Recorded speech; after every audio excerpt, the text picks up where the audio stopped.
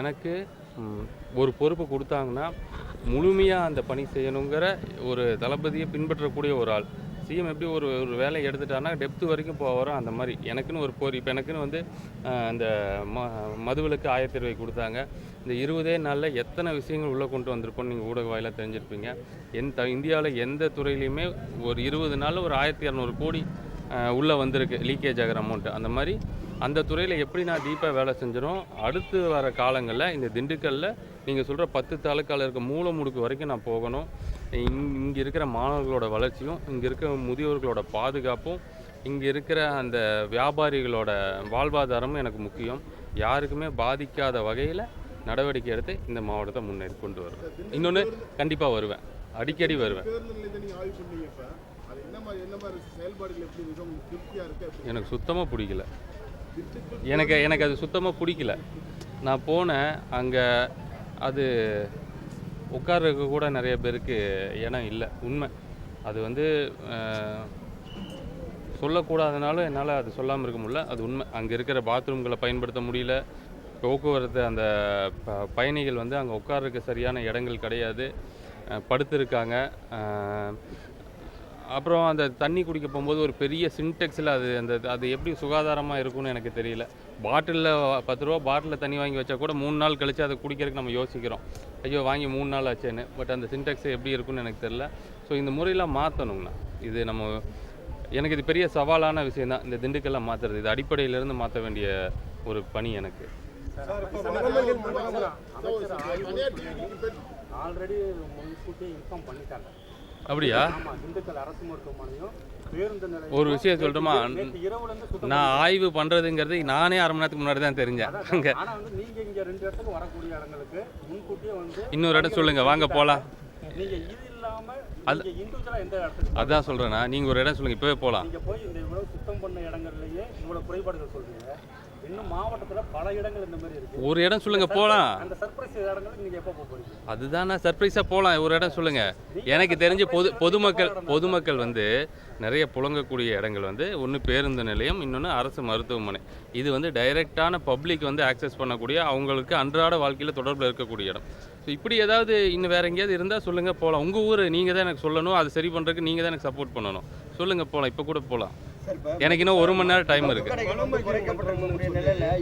ஏற்கனவே வந்து வச்சுருந்த இந்த தனியார் போன அரசில் கொண்டு வந்தவங்க இவங்க பார்த்தீங்கன்னா பைபாஸில் நீங்கள் போகிறப்ப மாவட்ட ஆட்சியர் அலுவலகத்துக்கு முன்னுக்கே பார்க்கலாம். அங்கனுக்குள்ளே மாவட்ட ஆட்சியர் அலுவலகம் இருக்குது, ஸ்கூல் இருக்குது, காலேஜ் இருக்குது. ஆனால் அவங்க தான் வந்து உறுப்பினர் இல்லாத 1000க்கும் மேற்பட்டார். நீங்கள் வந்து சனி ஞாயிறில் அங்கனுக்குள்ளே போகவே முடியாது. தொடர்ந்து விபத்து ஏற்படுது. இது தொடர்ந்து நடந்துகிட்டு இருக்குது. இதே மாதிரி 3 இடத்துல திண்டுக்கல்லில் வச்சுருக்காங்க. இது மேலே என்ன மாதிரி நடவடிக்கை சார்? அனுமதி இல்லாமல் வேற யாரும் போகக்கூடாதுன்றாங்க. உறுப்பினர் இல்லாதவங்க யாருக்கும் கொடுக்க மாட்டோன்றாங்க. அப்போ அவ்வளோ கூட்டம் எப்படி வந்துச்சு? இதுவரையில் நாங்கள் உறுப்பினரை சேர்க்கலான்னு அவங்க சொல்கிறாங்க. அப்போ மிகப்பெரிய அளவில் அந்த கடைகள்லாம் எவ்வளோ நாள் நடக்குதுண்ணா? அது வந்து தொடர்ந்து இப்போ ஒரு 6 மாதம். அதுதான் சார் கடந்த அதான் பதில். இது எல்லாமே கடந்த ஆட்சியில் கொண்டு வந்தது. அது எல்லாத்து மேலேயும் அதான் ஒரு செகண்ட், இது எல்லாமே கடந்த ஆட்சியில் கொண்டு வந்தது. இது பொதுமக்களுக்கே தெரியுது இது தப்பான ஒரு விஷயம்னு. இது அதிகாரிகளுக்கு நிச்சயம் தெரிஞ்சிருக்கும். ஆனால் அதை தாண்டி அதுக்கு அனுமதிச்சிருக்காங்கன்னா அது உண்மையாலும் கண்டனத்துக்குரியது, தண்டனைக்குரியது. அது இந்த FL2 ஃபஸ்ட்டு வந்து என்னென்னா, இந்த துறை வந்து ரொம்ப பெரிய துறை. நான் அதுக்கு முன்னாடி சொன்ன மாதிரி ஒவ்வொரு ஸ்டெப்பாக உள்ளே எடுத்துகிட்டு வரோம். முதல்ல அரசுக்கு வர வேண்டிய வருமானம் அரசோட கஜானாக்கு வரணுங்கிறதுக்கு ஒரு முயற்சியாக ஃபஸ்ட்டு முயற்சி எடுத்து அதில் மிகப்பெரிய வெற்றியும் பெற்றுட்டோம். அடுத்தது இந்த பாட்டிலுக்கு மேலே 10 ரூபா அது டெபாசிட் ஸ்டிக்கர் ஒட்டியிருந்தால் கூட அது எம்ஆர்பிக்குள்ளே வராமல் ஒரு 10 ரூபா போச்சுன்னா அது தனிநபருக்கு தனியாக போகுதுங்கிற ஒரு பெரிய பிரச்சனை. இதெல்லாம் இன்றைக்கி நேற்று பிரச்சனை இல்லை, பல வருஷங்களான பிரச்சனை. அந்த பிரச்சனையும் வர சட்டமன்ற கூட்டத்தொடருக்குள்ளே அதுக்கான ஒரு தீர்வு எட்டப்படும் அப்படின்னு சொல்லி ரொம்ப ஒட்டுமொத்த துறையுமே அதில் வந்து கவனம் செலுத்தி தீவிரமாக ஒர்க் பண்ணிகிட்ருக்குறோம். 2 3வது இந்த கடைகளோட எண்ணிக்கை குறைப்பு. அரசு மருத்துவமனை பக்கத்தில், கோயில் பக்கத்தில், பேருந்து நிலையங்கள் பக்கத்தில் இருக்க மருத்துவமனைகளை கணிசமாக குறைக்கணுங்கிறது தளபதியோட உத்தரவு. அது குறைக்கும் போது அரசு கவனிச்சிட்ருக்கு எங்கெங்கே என்னென்ன பிரச்சனை வருதுன்னு. ஸோ எந்த பிரச்சனையும் இல்லையுமா, ரொம்ப சந்தோஷம். திருப்பி கடைகளை குறைக்கிறதுக்கான வேலைகளை ஸ்டார்ட் பண்ணலாம்.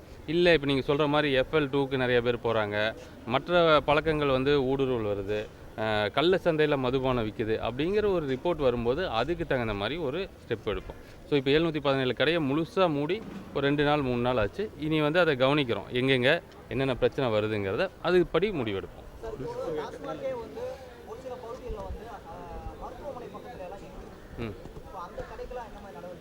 அதான் சொல்கிறேன் பாருங்கள், 717 கடை நான் முன்னாடியே சொல்லிட்டேன், ரிப்பீட் ஆகிற மாதிரி தான் இருக்கும். 717 கடை க்ளோஸ் பண்ணியிருக்கோம்.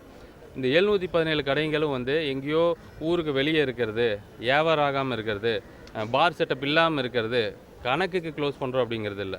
நான் சொன்ன மாதிரி ஒரு கடை 25 லட்ச ரூபாய்க்கு ஒரு நாளைக்கு வியாபாரம் ஆகக்கூடிய கடைகள்லேருந்து குறைஞ்சபட்சம் 5 லட்ச ரூபா வியாபாரம் ஆகக்கூடிய கடை வரைக்கும் எந்த ஒரு பாரபட்சமும் இல்லாமல் மக்களுக்கு இடையூறாக இருக்குது, அதை எடுக்கணுங்கிறதுக்காக எடுத்துட்டோம். ஸோ இது ஏன் இதை சொல்ல வரேன்னா, இப்போ இது இவ்வளோ கடையை எடுத்தோடனே உடனடியாக அரசுக்கு ஒரு வருடத்திற்கு குறைஞ்சபட்சம் 8,000 11,000 ரூபா வரைக்கும் அந்த ரெவன்யூ லாஸ் ஒன்று இருக்கும். ஸோ இதை சரி பண்ணுறதுக்கு அடுத்தடுத்த துறைகளில் ரொம்ப வேகமாக பார்த்துருக்கோம். அந்த துறைகள் மூலமாக அந்த வருமானத்தை பெருக்கின உடனே திருப்பியும் மீண்டும் இந்த பழைய இடங்களில் இருக்கிற கடைகள், இன்னும் மக்களுக்கு இடையூறாக இருக்கக்கூடிய கடைகள் எல்லாத்தையுமே இதே மாதிரி மூடப்படும். ரொம்ப இருக்கிறது எல்லாமே வாட்ச் பண்ணிட்டு தான் இருக்கும். மக்கள் சந்தோஷமாக இருக்கணும்.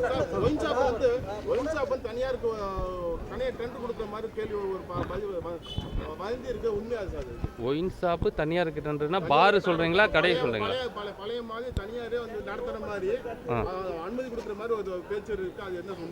இது வரைக்கும் அப்படி வந்து எந்த ஒரு முடிவும் எடுக்க கிடையாது. உங்களை மாதிரி ஊடகங்களில் வர செய்திகளை பார்க்குறேன் நான், இப்படி இருந்தால் என்ன ஆகும்னு கவனிக்கிறமே தவிர இதுபடி எந்த ஒரு முடிவும்